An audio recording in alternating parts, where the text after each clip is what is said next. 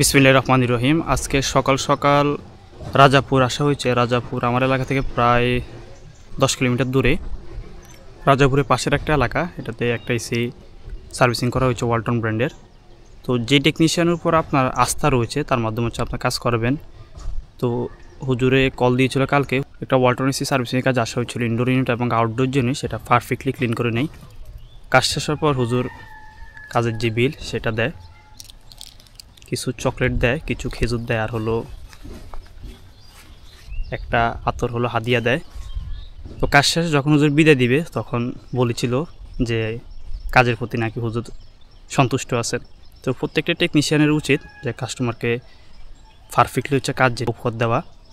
সব মিলিয়ে হচ্ছে পারফেক্টলি হচ্ছে এসির ইনডোর জিনিস আউটডোর জিনিস সেটা আমরা ক্লিন করে দেই। কাস্টমার স্যাটিসফ্যাকশন অনেক গুরুত্বপূর্ণ জিনিস।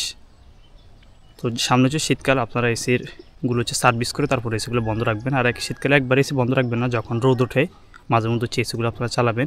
আর বিশেষ করে রিমোট থেকে ব্যাটারিগুলো খুলে রাখবেন, এতে করে রিমোটটা সুরক্ষিত থাকবে। অনেকেই করে এসি বন্ধ রাখে, রিমোটের মধ্যে ব্যাটারি যেটা সেটাই অবস্থায় রিমোট রেখে দেয়। পরে 2-3 মাস যখন এসি বন্ধ থাকে, রিমোট দিয়ে যখন এসি অপারেট করতে যায় তখন রিমোটটা ঠিকভাবে কাজ করে না, রিমোটটা ড্যামেজ হয়ে যায়।